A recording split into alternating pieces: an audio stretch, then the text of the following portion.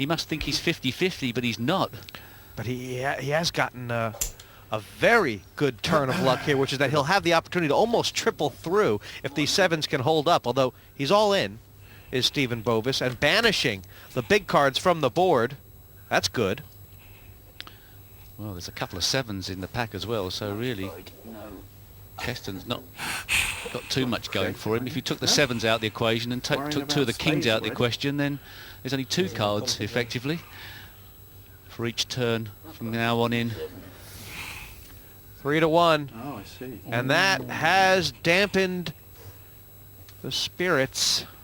Any spade now would knock Stephen Bovis out.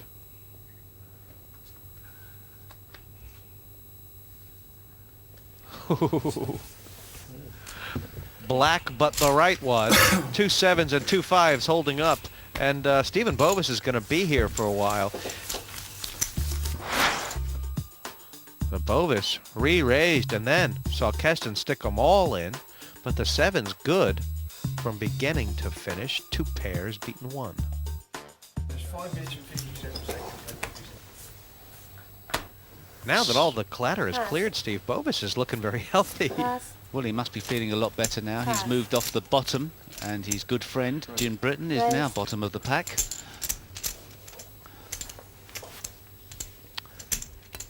King Jack of diamonds, after losing with ace king suited, straight back into the fray with a raise and a call, and it's all getting a bit changey geary type of thing, isn't it? Yeah, I mean, it's a pretty big raise that Robin just made, and Merle is called quickly with a hand that... does he think he's steaming? It's a good question.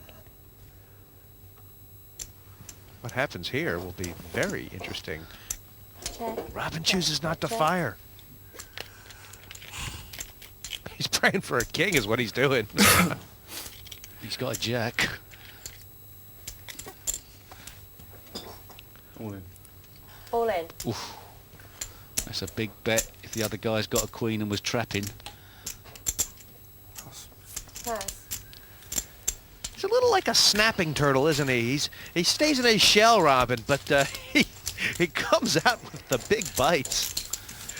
Dangerous, Keston. He's dangerous, and actually it's quite interesting. Some of the bets, the all-in bets, that you don't seem to see some of the really top players committing all their chips. He says himself that he doesn't think he's a great tournament player and a better cash player. Those all-in bets, cash-wise, I suppose, are much more frightening than in a tournament. Right. You can always go back to your pocket to get some more cash. As you're walking out the door after an all-in that was a wrong decision, you can't buy back in again. Pass. Yeah, it's a very tough adjustment to make, I think, for a lot of players, because you don't see that many poker players who are successful in both tournaments and cash games. And there, Robin taking a breather, folding the ace from the button. As it is, he would have been well in front.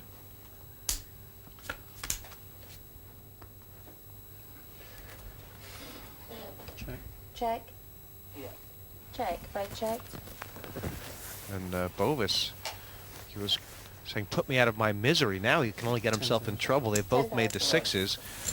But this is good. Well, that's an interesting raise because he's behind.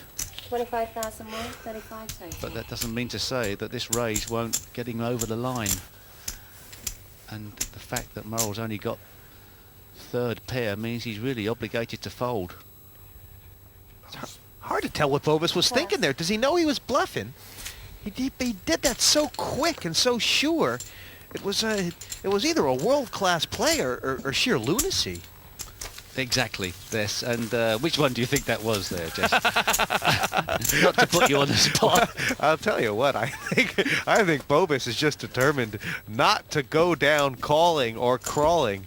And like he's got a lot of fire inside it. He's got, I don't know if he's got the skill, but he's got the will.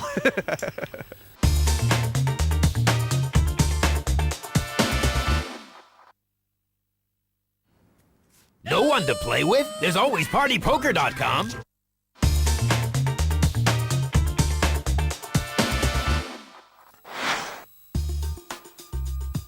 Well, Matt Shields risen to the top of the tree, and he has the lowest bet frequency, but we were talking about aggression earlier. He is a very aggressive player. He doesn't hang about Matt Shields. When he gets in a pot, and he's won several pots, our chip leader has this evening, that could have gone either way.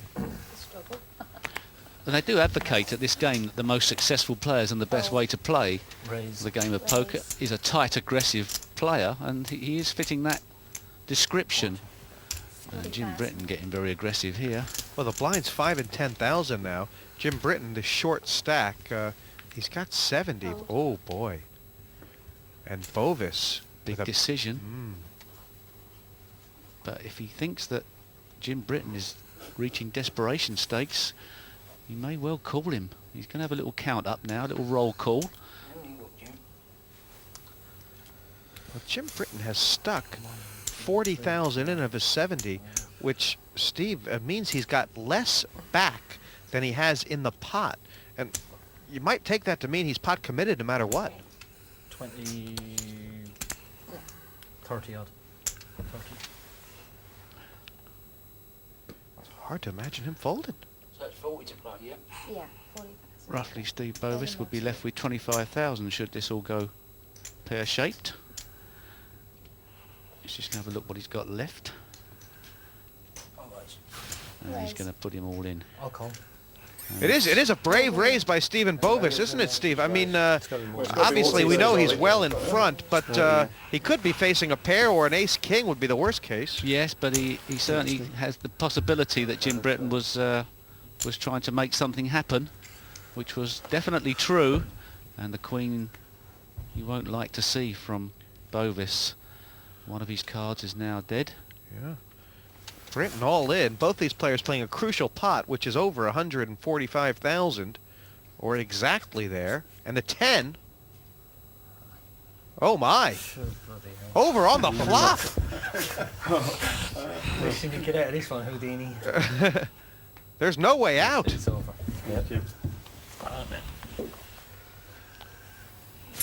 The Celtic Tiger's been silenced.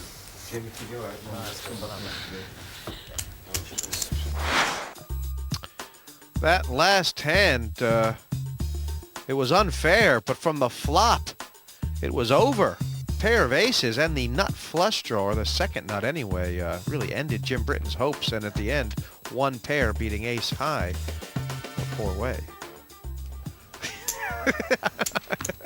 Where else besides poker would these four guys be sitting around? I don't know. You wouldn't mistake them for, I don't know, mountaineers. Well, they are. Oh. Well, there's an ace going in the bin there.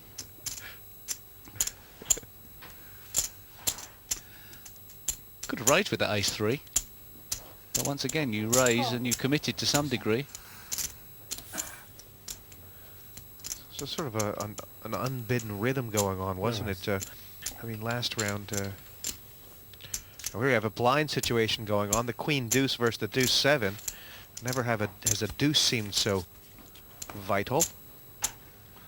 Bottom pair. Now, how strong will Shields play this? 21. Yes, he is aggressive, and I would imagine it will pay off.